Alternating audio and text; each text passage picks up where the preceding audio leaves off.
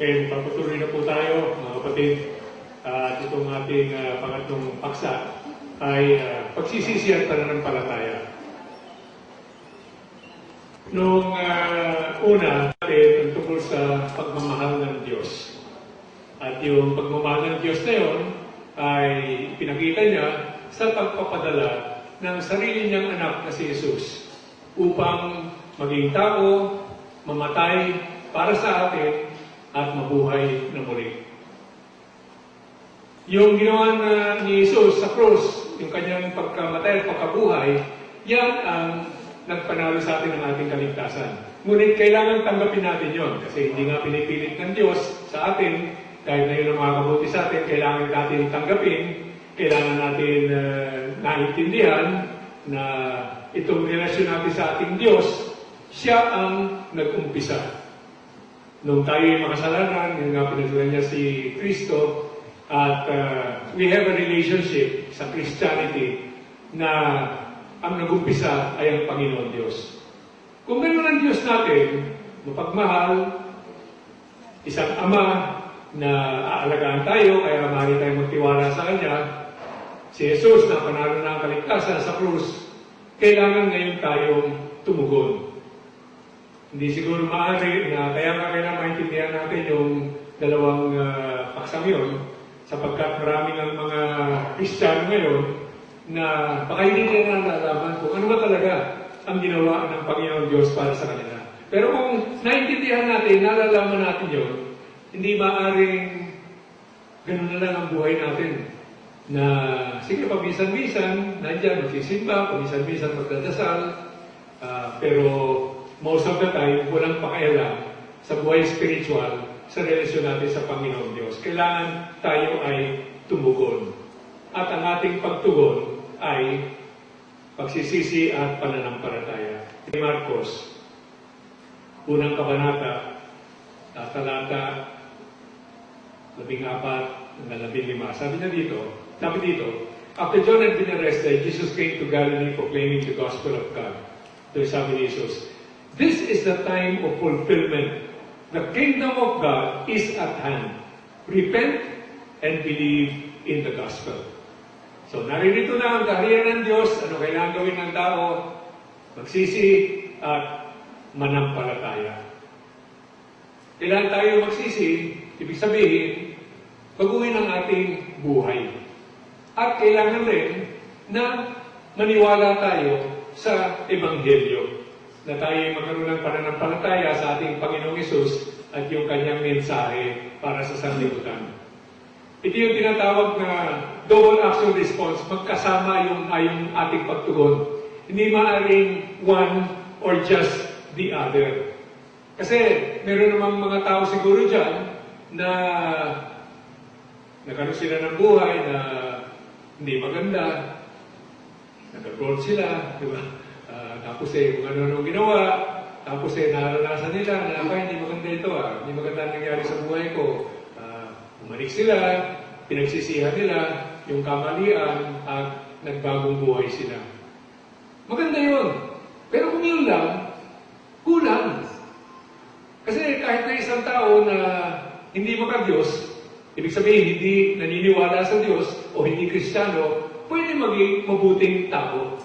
Makita mo kung ano ang kamalian, tinalikuran mo yun, nagsisi ka, pero kung yun lang, kulang yun. On the other hand, meron namang marami dyan na nagsasabi, kilala ko ang Diyos, alam ko mahal ako ng Diyos, kaya ako may pananampalataya sa Panginoon Diyos, pero hindi sang-ayon sa gawain at utos ng Diyos. At yun siguro mas marami pa yung ganyan, lalo na dito sa bansa natin, na mga Katoliko, mga Kristiyano, makikita mo naman yung iba dyan, nagsisimba, numumunyon, kaya yung iba, pag nakatingin, tumataas ang pilay nila, kilala ko ito. Pag nanakaw ito, di ba? O drug dealer ito. So, sa kabulungan sa gobyerno, pero yan, nag-imisa, nag-umpisa. So, nagkukumunyon. So, merong, pero wala namang pagsisisi. Kailangan yung dalawa ay magkasama. Yun ang tamang tugon sa pagmamahal ng Diyos. So, pag-aralan natin to, mga kapatid, unang-una yung pagsisisi, pagtapos yung pananampalataya. Yung pagsisisi, yung Greek word kasi dyan, Grego, ay metanoia. Yung metanoia, ibig sabihin niyan, yung pagbago ng pag-iisip. Yung 180-degree turn. Kalahati. Hindi 360 degrees. Kung 360 degrees, balik ka sa dati. So, 180. Talagang talikod, tinalikuran yung dating buhay. Hindi lang yan yung pagkumpisal ng gawain masama. Hindi lang yun. Nasasabihin natin, uy, nagkasala ako. Pero ibig sabihin nito, nagbago ang iyong direksyon. Dati, buhay sa mundo, ngayon, buhay sa Panginoon. Dati, iba yung mahalaga sa atin sa buhay, iba yung ideals natin, yung values natin. Ngayon, bago na. Dati, talagang bahala ako sa buhay ko, sa gawain ko. Ngayon, lumitingin na tayo sa Panginoon. Yung pagsisisi ay kailangan maapektuhan ang kabuuan ng tao. Ang pag-iisip, ang ating attitudes, ang ating mga motives, everything that we are has to be affected by our repentance. Now, more specifically, pag pinag-uusapan natin ng pagsisisi, ibig sabihin yan, pagtalikod, pagtaboy sa kadiliman, sa kasalanan, sa kasamaan. Hindi na yan nararapat, ayaw ko na dyan. Yung mali ay hindi ko na tinatanggap sa aking buhay. At pagtalikod sa pagpapatakbo natin ng sarili nating buhay. Kasi marami naman dyan na hindi natin masasabing masamang tao, baka walang ginagawang masama, di ba? Pero nabubuhay pa rin para sa sarili at ayon sa sariling kagustuhan. Hindi ba hinahanap, pinagninilay-nilayan, ano ba ang gusto ng Diyos? Ano ba ang gusto niyang pagawa sa akin? Sino ba talaga ako na minamahal ng Diyos? Pero nabubuhay na sila, hindi nga gumagawa ng masama, pero running their own lives. Mali yun. Kasi tayo, pag-aari tayo ng Panginoon. Nung namatay siya sa krus, tayo dati, alipin ng demonyo, ililigtas na tayo, pero ngayon tayo ay alipin ni Kristo. Siyang may-ari sa atin. And we cannot therefore just run our own lives. Kailangan ay tumutugon tayo sa pamamaraan ng ating Panginoon. Kaya nga, yung pagsisisi is turning away sa kasalanan at kasamaan at kadiliman and turning to isang buhay of life of obedience sa ating Panginoon. Ilalagay natin si Jesus doon sa sentro ng ating tahanan, sa sentro ng ating puso. No? Siya ang naghahari sa ating buhay. Ngayon, kasama rin dyan yung pagtalikod sa double-mindedness. Ibig sabihin, papalit-palit ba, dalawang pag-iisip, o yung lukewarmness, kasi sabi doon sa Revelation 3:15-16, kung hindi ka mainit o malamig, kung ikaw ay malahininga, no? Iluluwa kita, idudura kita, no? Isusuga kita. No? So yung paano ka, kung saan yung agos, doon ka, no? Hindi ka desidido, no? Hindi mo talaga okay ka dito na gagawa ng tama, pero mamaya pag nahihirapan ka na sa relasyon mo sa kapwa mo, o sa opisina, o sa paglilingkod sa Panginoon, medyo iibahin mo na. No? Lukewarmness, kailangan talikuran rin natin yan. Yung neglect of Christian responsibilities, meron tayong mga responsibilidad sa ating state of life. Kung ikaw ay asawa, maging tapat ka sa iyong tipan, sa iyong asawa. Kung ikaw ay magulang, alagaan mo yung mga anak. Kung ikaw ay empleyado, nandiyan rin ang Kristiyanismo natin na gawin mo ang kakayanan mo sapagkat ikaw ay binabayaran sa reswelduhan. So, ito mga responsibilidad ng isang Kristiyano, ginagampanan natin ang lahat na yan. Now, para mas maintindihan natin, kasi ito, ano nga yung pagsisisi, nasabi nga natin, ano naman yung hindi? Ang pagsisisi ay hindi. Ano yun? Unang-una, hindi depende yan sa feelings, sa emotion. Ibig sabihin, kuminsan, sasabihin ng isang tao, o nga, no, kailangan pagsisihan ko, makasalanan ako, si Kristo namatay para sa akin. Pero kung tunay na nagsisisi ako, kailangan feel na feel ko, kailangan daman-dama ko, kailangan naiiyak ako, kailangan mapapaluhod ako. No? Hindi ganoon. Pwede mangyari yun. Sana mangyari yun. Kaya lang, hindi emotion yan. It's not what you feel. Repentance, pagsisisi, ay isang desisyon. Basta nagdesisyon tayo. Tama ito sa Panginoon, yan ang susundin ko. Mali ito sa mundo, hindi mo na susundin yan. Desisyon. Whatever the feelings are. Pangalawa, ang pagsisisi ay hindi sorry ako sa aking mga nagawang hindi tama, sa aking mga kasalanan, kasi natatakot ako kung ano ang mangyayari sa akin pag ako'y namatay sa kasalanan. Kasi sabi ng pare, sinasabi rin natin dito, kung medyo serious wrongdoing, mortal sin sa ating Catholic theology, namatay ka, sa impyerno ang punta mo. Kaya ako magpunta sa impyerno, kaya pagsisisihan ko, no? Kaya ako ay nagsisisi. Hindi rin tama yun. Hindi tunay na pagsisisi yun. Kasi yung kinatatakutan natin, yung mangyayari sa atin, no?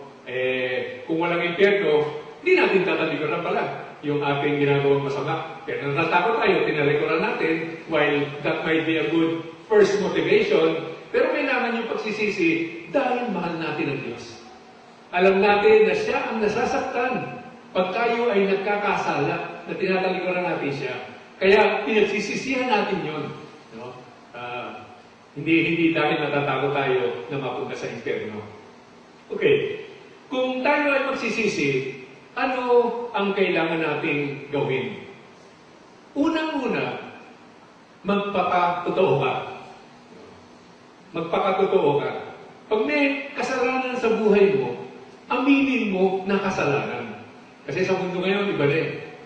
Kahit na yung mga popular kasi na natin yung reproductive health bill. Kasi yung reproductive health, kung ipinakita na ibig sabihin pala nun, abortion, sabi ni Hillary Clinton, reproductive health is abortion. Uy, pinalitan nila. Ginawa ng responsible parenthood bill. Di ba? Pinagaganda eh. No? So, tayo, pag may kasalanan, no, huwag natin tawagin kung ano yan. Na yung bata, na yung teenager, na sabi ng tatay, may edad ka na, kailangan maging lalaki ka na, no? Dadalhin kita doon sa Red House, no? Para magkaroon ka ng karanasan. Yan ay iyong growth experience para maging lalaki ka. Hindi, basta tawagin mo, kasalanan yun. Pagtatalik sa labas ng pag-aasawa ay kasalanan. So tayo, we can excuse ourselves na kung ano-ano sinasabi natin. Basta magpakatotoo tayo. We need to be honest. Yung kasalanan, kasalanan. Wala nang ibang tawag dyan. Pangalawa, magpakumbaba tayo. Ibig sabihin, pwedeng nakikita natin, o nga, may kamalian sa buhay ko, gusto ko nang mawala yan.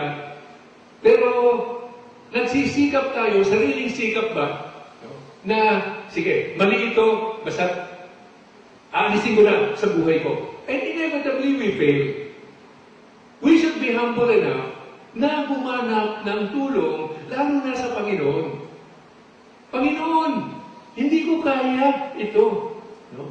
Maraming beses na, maski mga umpisal, di ba? Pagtapos BSDU, balik sa dating ugali. Yun na naman, ang kasalanan. Igugumpisa na, yun na naman, ang kasalanan. Kasi baka, nadama tayo hindi, kaya ko ito. Basta, kasi mali, yung mali, hindi ko gagawin. Ganon. Aminin natin, hindi natin kaya. Kailangan natin ang grasya ng Panginoon, kailangan natin ang tulong niya, kailangan pa rin natin pati yung suporta ng ating mga kapatid. So, we're willing to change, but at the same time, we must be willing to receive help from the Lord kasi we cannot change by ourselves. Ngayon, pangatlo, pag nandun na yun, itakwil natin ngayon yung kasalanan. Talikuran natin yung kasalanan. At magdesisyon tayo na hindi na natin gagawin. Again, it's an act of the will. It's a decision.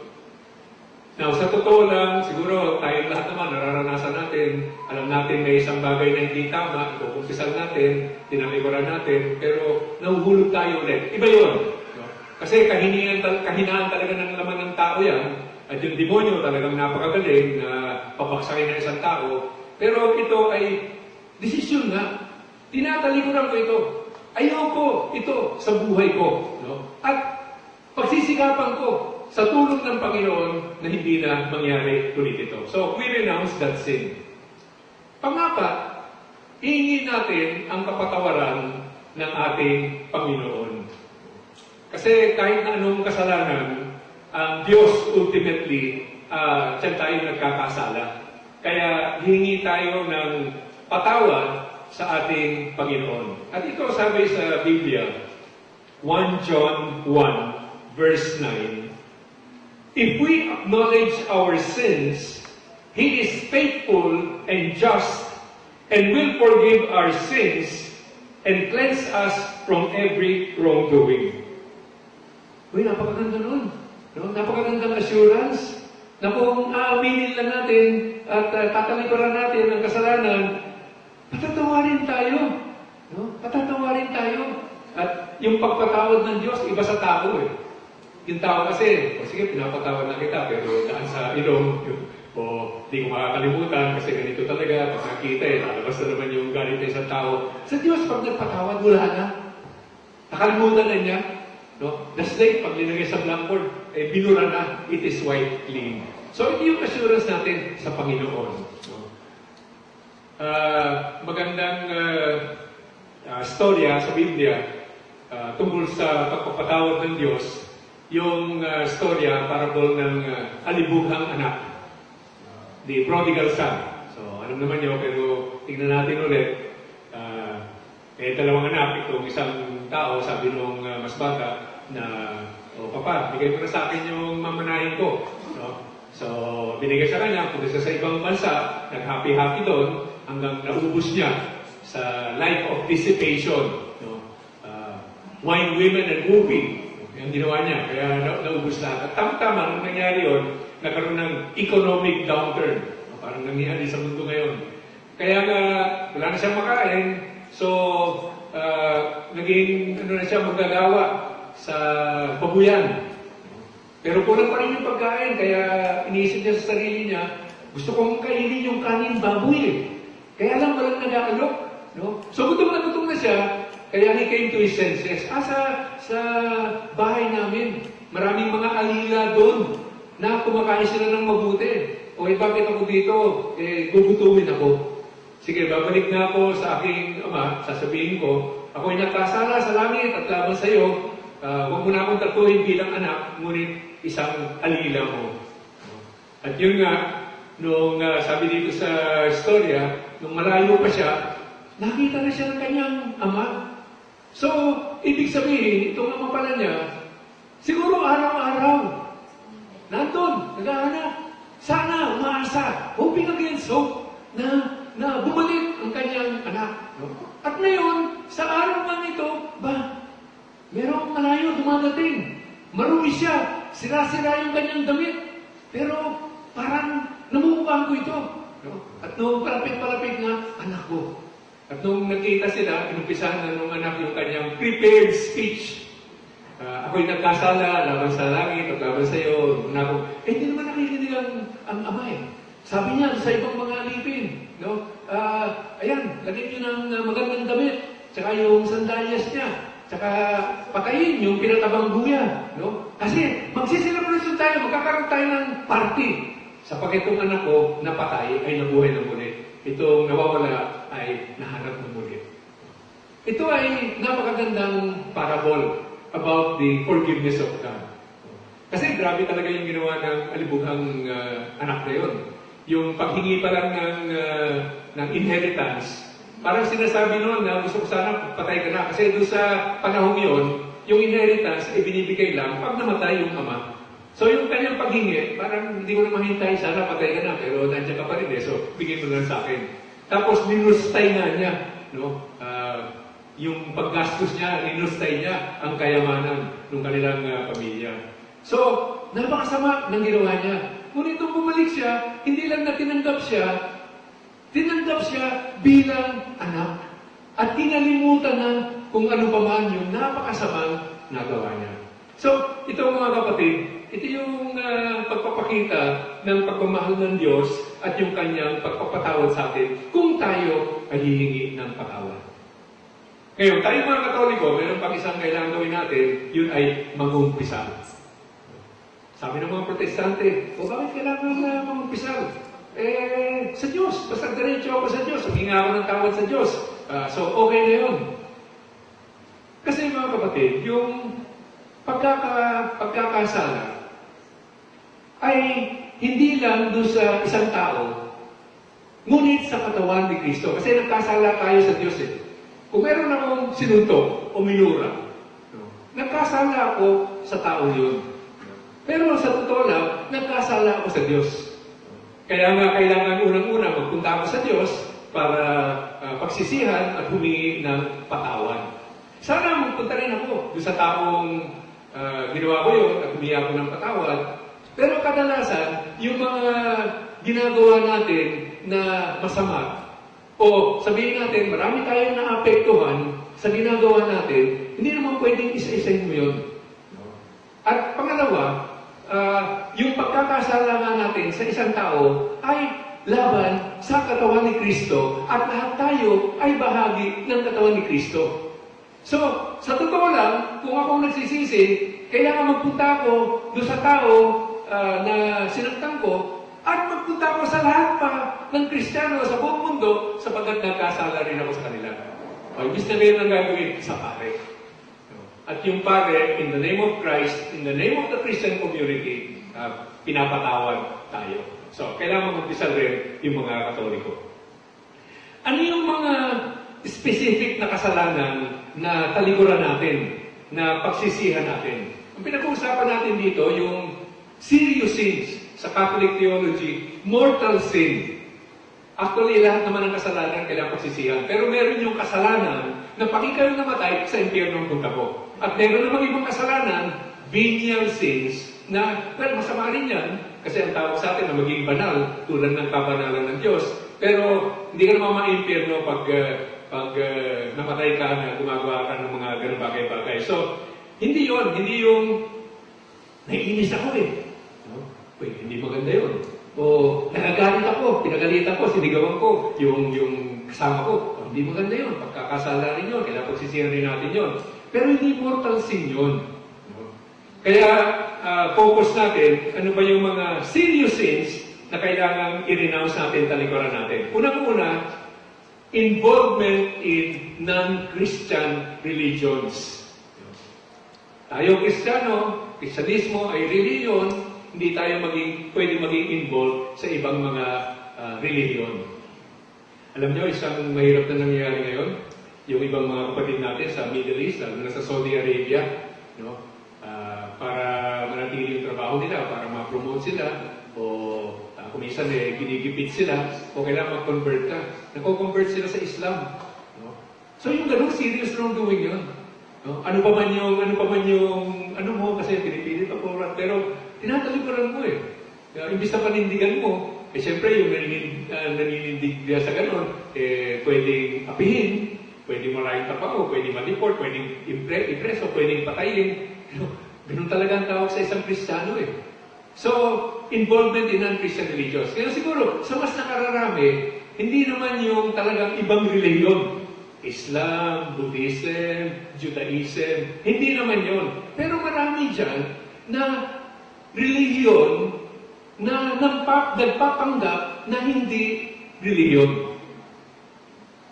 Tulad ng Freemasonry. Sabi ng simbahan natin, hindi pwedeng maging mason at maging isang Kristiyano. Pero meron mga mason sa ating simbahan. Meron pang naglilingkod yan sa mga parokya. Siguro hindi lang naiintindihan, so kailangan sabihin sa kanila. No? Sinasabi ng ating simbahan, hindi pwede na ikaw ay Kristiyano, Katoliko, at ikaw ay isang mason. Kasi yung pagkamason, ano yun eh? Religion yun eh. Ang sinasabi nila, hindi religion to. Fellowship lang to. International fellowship lang to. Gusto lang namin, maganda na aming samahan. At dito, kahit na sino sinasama mo, pwede dito. Ayun na lang ang problema yan. Yun na nga ang problema. No? Kasi kung Kristiyano ka, isa lang yung sinasamba mo. ang Panginoon Diyos, si Jesus. Ngayon, kung pwede, kung ano-ano, at miyembro ka dyan, sinasabi ng simbahan, hindi pwede yun. So, nagpapanggap, no? O yung New Age. Yung mga hindi masyadong naintindihan yun, huwag na lang ngayon dahil masyado mahaba yan. Nasa full course by itself. Pero yun nga na, kasi basically yung New Age, pag sinasabi sa'yo, the oldest temptation in the world na doon sa paraiso, na sabi nung ahas kay Adan at kay Eva, you will be like gods. Pag kumain ka na sa prutas na yan, you will be like gods. That is the New Age temptation. Na ikaw ay maging Diyos. Kasi yung pagka-Diyos, nasa sa atin lahat yan. At sabi nila si Kristo ay tao lamang na nag-discover ang mga sikreto ng New Age, kaya siya ay naging gano'n, na masyado siyang, di ba, humaling, sumikat, no? So, kaya may mga tools yan, mayroong transcendental meditation, no? Para you connect with your inner self, no? Mga yoga, mga exercises, no? So, bahagi yan ng reliyon na ito nga, New Age religion. So, basta kung ano pa man yun, na hindi sa ngayon, sa tunay na Kristyanismo, hindi kailangan tayo maging involved doon, kailangan pagsisihan natin yan. Pangalawa, kailangan seryosong kasalanan pagsisihan, kailangan, ay spiritualism and the occult. Yung okulto. No? Ibig sabihin, witchcraft. Pero mga ngayon, mga witches na meron silang nagsasama-sama sila. O fortune telling. O minsan tayo, titignan natin yung dyaryo, ewan ko kung meron pa yun, yung horoscope, no? Yung fortune. No? Tapos sasabihin ng isang tao, hindi naman talaga ako naniniwala dyan pero sabi, yung kapalaran mo ngayon, baka lumabas ng bahay. Paano ba siguro? Hindi ako lalabas ng bahay. Kung naniniwala ka, di ba? So, kalunguhan yun. Yung mga ganong spiritualism, hinundi na sa Biblia. Bakit? Kasi alam ni Yahweh na pag nag-umpisa ka dyan, yan ang laruan, playground ng demonyo. Pag inumpisahan mo yan, yung witchcraft, yung spiritualism, yung seance, yung magsasama-sama, tapos madilim, may kandila, tapos tatawag ng patay, ng spirito ng patay, no, para usapin sila. Yung spirit of the glass, no? Yung may baso, tapos may mga letra dyan, tatanungin mo, ilalagay niyo yung fingers nyo, tapos gagalaw yung baso para i-spelling kung ano yung sagot, no? Lahat yan. That is the whole area of spiritualism and the occult. Umisa sabi ng iba, enjoy ka lang naman, happy-happy lang, enjoy lang. Peligroso. Kasi binubuksan mo ang pinto para sa demonyo na makapasok sa ating buhay.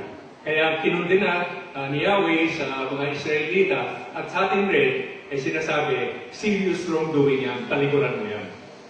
Pangatlo, sexual wrongdoing. The whole area of sex na lalo-lalo na ngayon, talagang iba na talaga ang nangyayari sa mundo natin. No? Kung hindi naman napakatagal doon, medyo tapat pa ang mag-asawa sa isa't isa, ngayon wala na. Hindi na nga nag-aasawa ngayon, tapos iiwan ang asawa. No? Pero yung pagtatalik, para lang sa mag-asawa, na asawa na valid, at para sa ating Katoliko, sa simbahan. Anything outside of that is serious wrongdoing. Kung adultery man yan, o kung walang asawa pero nagtatalik, o lalong-lalo na kung ang sexual wrongdoing ay parehong sex. Marami na rin ngayon yan. Lalaki sa lalaki, babae sa babae. All of that is sexual wrongdoing at kailangan niyang talikuran. Ano pa yung ibang area? Mga krimen na seryoso. Kasi marami namang krimen, no? Medyo nag-shoplift ako. Masama yun, huwag mong gawin yun, pagsisihan mo yun. Kasi hindi naman siguro ganun kaseryoso yun. Pero yung murder, yung rape, yung kidnapping, yung armed robbery, no? Yung kabulukan na on a grand scale, lahat ito ay mga krimen na napaka-seryoso, na masyadong naapektuhan, napipinsala ang ibang tao at ang buong bansa. So yan, kailangan pagsisihan din yan. Tapos, yung paglalasing. at pag-droga. Ngayon, hindi natin sinasabi yung pag-inom. Yung pag-inom by itself, hindi naman problema yung pag-inom ng alak. Kung nasa Europa ka nga, yun ang ano nila, tubig nila. Tapos, si Pablo, sabi kay Timoteo, no, kasi medyo sira yung tiyan niya. Uminom ka ng konting alak para makatulong sa'yo. So, it's medicinal, di ba? Pero yung sobra na ikaw ay nalalasing. O hindi ka man nalalasing, pero sobra-sobra na yung pera na kailangan sana ginagamit mo para sa iyong pamilya o para sa kabutihan, ay linulustay mo lang sa ganun. So, yung paglalasing, pagdodroga, ay mga serious wrongdoing na kailangan talikuran. Ngayon, yung ating pagsisisi ay nagiging kompleto lang pag tinalikuran na nga natin ang kasamaan yan at tinanggap natin si Jesus bilang ating Panginoon. Sabi nga natin, yung isang tatalikuran natin, yung running our own life, bahala ako sa buhay ko. No? Ngayon kailangan, sinasabi natin sa Panginoon Diyos, no? Ako ay sa iyo, ikaw ang mamumuno sa aking buhay, ikaw ang magpapatakbo sa aking buhay. Kaya ngayon, kailangan naman natin yung pangalawa na pananampalataya. Kasi hindi rin madali na sabihin sa kahit na kanino, minsan kahit na sa Diyos, sige, bahala ka na. Kung ano ang gusto mo, yun ang gusto ko. Mahirap sabihin yun. No? Lalo na, pag alamin natin, minsan ng Diyos, kung ano-ano ang pinagagawa sa atin na pag-ayaw natin. So, pagsisisi, ngayon, pananampalataya. Ano ba yung pananampalataya? Pagtiwala yan sa Ebanghelyo, yung mabuting balita ng kaligtasan sa ating Panginoong Jesucristo. Yung ating pananampalataya ay yung ating pagtingin, pagkilala, pagtanggap, hindi lang kay Jesus bilang mensahero, pati na rin yung kanyang mensahe. So the fullness of the good news. Kasi pwedeng sabihin ng isang tao, o nga, tinatanggap ko kay Jesus, siya ang aking Panginoon. Pero hindi nabubuhay sangayon sa utos niya. Hindi pwede. Kasi yung mensahe ni Jesus, yung kanyang kautusan, yan ang kabuuan ng pagtanggap sa Kanya. Kasi itong pagtanggap na ito, hindi intellectual lang nga. Pero kinikilala natin na si Jesus ay nagpunta sa mundo at siya ang aking personal na tagapagligtas. Kung ako na lang ang kaisang tao sa buong mundo, si Jesus ay pupunta pa rin sa mundo, magiging tao, ibibigay ang kanyang buhay para sa akin. Yung relasyon namin, hindi lang yan some intellectual understanding, but that is a personal, intimate, personal relationship with Christ. Kaya kung personal yung relasyon na yan, kailangan yung desisyon rin natin ay personal. Sabi sa Revelation 3, verse 20, Behold, I stand at the door and knock. If anyone hears me and opens the door, I will come in and we will have a meal together. No? Yun ang sinasabi ni Jesus. Kasi si Jesus, parating kumakatok lang sa pinto ng ating puso, at naghihintay lang. Di ba sabi natin kanina, pag ikaw ay umiibig, hindi mo pinipilit kahit na alam mo makakabuti. So Jesus, alam niya na tayo ay kailangan tanggapin natin siya sa ating buhay, pero nandun siya, kumakatok lang. Pag bubuksan natin, sabi niya, magsasali-sali tayo, kakain tayo. We will have fellowship. We will have an intimate relationship. And then of course, yung ultimate understanding of that, siya mismo yung pinagsaluhan kasi siya ang bread of life. Pero itong personal act and decision, unang-una, it is a definite act. Kailangan buksan natin yung pinto. Hindi lang yung salita na, o nga, ganun nga, naintindihan ko, kailangan buksan natin ang pinto at papasukin si Jesus sa ating buhay. Pangalawa, it is an individual act. Ako lang, ikaw lang ang pwedeng gumawa niyan. Hindi pwede sabihin ng mga mister, o sige, magsisimba ka, pagdasal mo na lang ako. Hindi pwede. Pwede yun, di ba? Pwede pagdasal. Pero para sa kanyang pagtugon, sa tawag ng Panginoon, sa kanyang pananampalataya, hindi pwede yun. It is a personal act. No one can do it for me. Ako lang ang maaaring gumawa nun. Pangatlo, it is a deliberate act. Ibig sabihin talagang desisyon na gagawin. Kasi yung iba, sinasabi nila, lalo-lalo na yung, alam nila yung storya ni Saul, no, na naging Paul. Diba? Minsan, na papunta siya, maghahanap ng mga Kristiyano para hulihin sila at ipreso. At nung nangyari yun, biglang may bright light, nagsalita ang Panginoon, at yun na yung kanyang conversion. So yung iba, pilosopo, sasabihin, kung talagang initiated by God ito, no, tapos siya naman talaga nagmamahal sa akin, sige, antayin ko na magkaroon ng flash of lightning. So, piligro siya, makatamaan ka ng kidlat. Pero hindi nga ganun. For most of us, yun nga kasi, desisyon eh. It's not an emotional experience. Hindi yung, may nangyari sa akin na talagang nadama ko ang pagmamahal. Well, sometimes that will happen, pero hindi yun. Kailangan alamin lang natin, Jesus is standing outside the door of our hearts. No? And yung deliberate act, bubuksan ko yung pintong yun. Pangapat, itong pananampalataya is an urgent act. Kailangan gawin na ngayon. Hindi bukas, sa isang bukas, kailangan ngayon. Yung kinabukasan is uncertain. Hindi natin alam. And time is passing away. No? Masakasaan ka, o ma-road rage ka, binaril ka, o kung ano ba man dyan, hindi natin alam eh. Time is passing away. We need to make this decision para masiayos ang ating buhay, ang ating relasyon sa ating Diyos. At panglima, it is an indispensable act. Kasi yun nga yung double action response. Pagsisisi at pananampalataya. Kailangan yung dalawa ay nandyan para matanggap natin ang kapuuan, ang lahat ng gustong ibuo sa atin ng ating Panginoon. Yung pananampalataya ay yung pagtiwala sa lahat ng ipinapangako sa atin. Lahat ng sinasabi sa atin ng Panginoon. May magandang istorya sa Biblia. Ito yung nung yung mga disipulo nandun sa boat, no? Tapos mahangin, malakas ang alon. Tapos ninapit sila, naglalakad sa tubig. Sabi na, multo. Tapos nakita si Jesus. No? Sabi ni Pedro, si Pedro kasi kung ano hindi nag-iisip basta nagsasalita lang eh. Sabi niya, Panginoon, kung ikaw nga yan, tawagin mo ako, pupuntahin mo ako dyan, sa iyo, makapunta ako sa iyo. At isa lang ang salita ni Jesus, sabi niyo, halika. Lumabas si Pedro sa boat nila at nag-umpisa maglakad sa tubig. Physical impossibility. Nag-umpisa siya, naglalakad siya. Pero siguro, nung ginagawa niya yun, after a few seconds, nahalata niya, ang lakas ang dilim, ang lakas ng hangin, ang laki ng wave. Tapos pagtingin niya, nag-apang ako sa tubig. Nag-umpisa siya lumubog.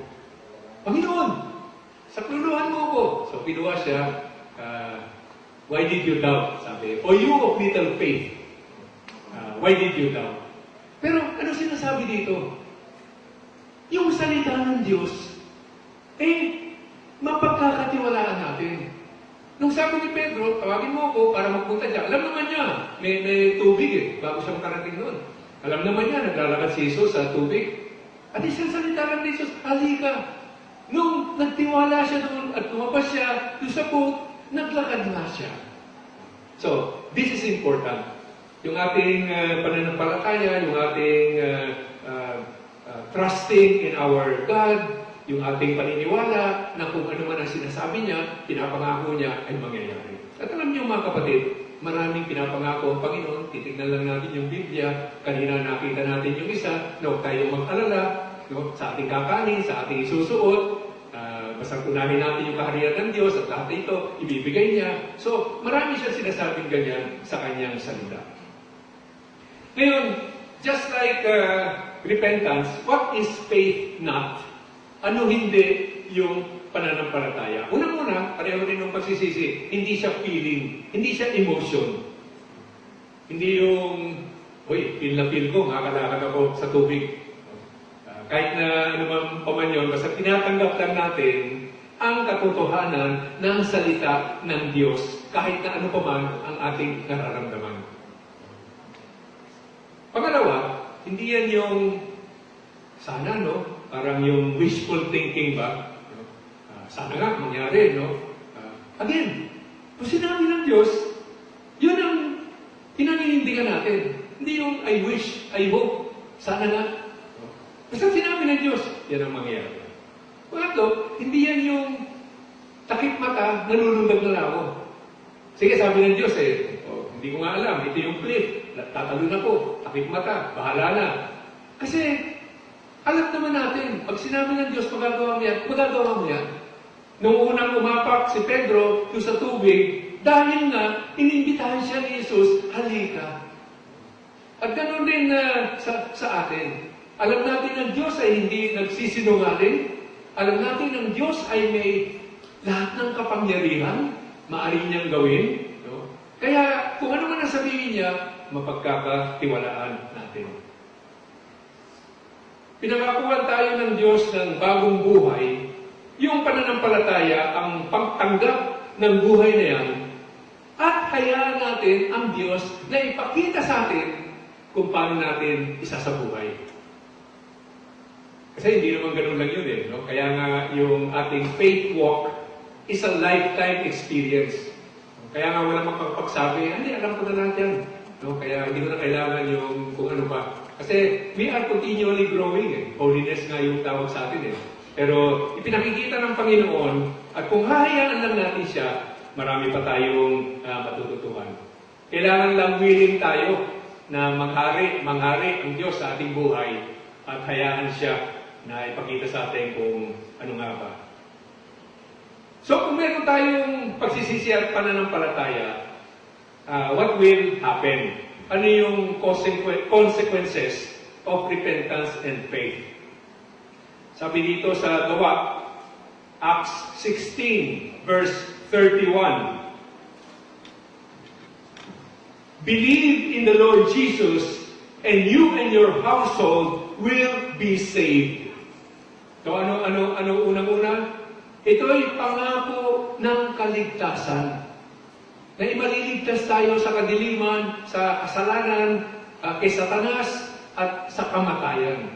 Ito ay pangako ng pagpapatawad.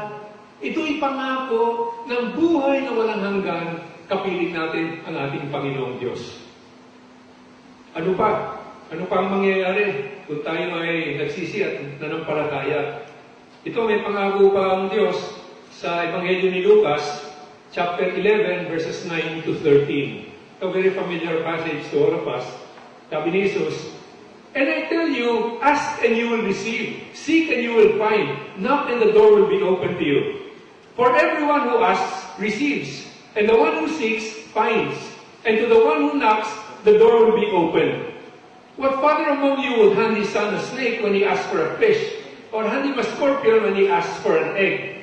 If you then, who are wicked, know how to give good gifts to your children, how much more will the Father in heaven give the Holy Spirit to those who ask Him? Dali talaga magturo ni Jesus no? Basta't sinasabi, humingi kayo, ibibigay. Pero nagbigay pa siya ng comparison. Kung kayo, makasalanan kayo Pero kung yung anak nyo, hihingi ng tinapay, hindi naman bato ang ibibigay nyo, mahal nyo Diba? Kahit na makasalanan ka. Sabi niya, kung ganun pala, lalo na. Ang Ama na Diyos, na lubos-lubosan nagmamahal, na perfect ang kanyang pagmamahal sa ating lahat. So, itong verse na ito ay pangako ng bagong buhay sa Espiritu Santo. How much more will the Father give the Holy Spirit to those who ask Him? Pwede nating ipagdasal, pwede nating hilingin, pwede nating hingiin ang higit pang kapangyarihan ng Espiritu Santo sa ating mga buhay. Kasi makikita natin, as we go on with this Christian Life Seminar, maraming Kristiyano na hindi nabubuhay sa kapangyarihan ng Espiritu Santo. Pero dito, sa pangakong ito, sinasabi ni Jesus, hilingin mo lang. Kumato ka lang, buksan, ibibigay sa iyo yan. A greater outpouring of the Holy Spirit in our lives. So mga kapatid, 2,000 taon na ang nakaraan, nung nag-umpisa yung public ministry ni Jesus, sabi nga niya, yung announcement niya, repent and believe in the gospel. Magsisi kayo at manampalataya, maniwala sa Ebanghelyo. Yan pa rin Yan pa rin ang tawag at challenge ng ating Panginoon ngayon. Sinasabi niya, talikuran niyo yung kasalanan, yung kamalian, yung kasamaan, yung kadiliman, at lahat ng obstacles para kayo'y maging mas makadiyos. At tanggapin niyo si Jesus bilang inyong tagapagligtas at Panginoon. Kung tayo tumugon, kung tanggapin natin yon, marami nga ipinapangako ang ating Panginoon. Kaligtasan, pagpapatawad, pagbalik loob sa ating Diyos, buhay na walang hanggan, kapangyarihan ng Espiritu Santo sa ating mga buhay. Ito yung pinapangako ng Panginoong Diyos that are made available to us. So mga kapatid, tanggapin natin. Kasi challenge ni Jesus yan eh. Repent and believe in the gospel. Believe in Jesus. At pag tinanggap natin yon, pinagsisihan natin ang ating dating buhay, at tayo humarap at tinanggap natin si Jesus bilang ating Panginoon. Ngayon tumingin tayo. Ano nga ba itong kabuuan ng mga pangako ng Diyos sa ating buhay? At expect it. Yung maranasan natin sa ating buhay. Yung kapayapaan, yung kaligayahan, yung kapangyarihan na nanggagaling sa ating Panginoon, sa ating pang-araw-araw na buhay. Amen.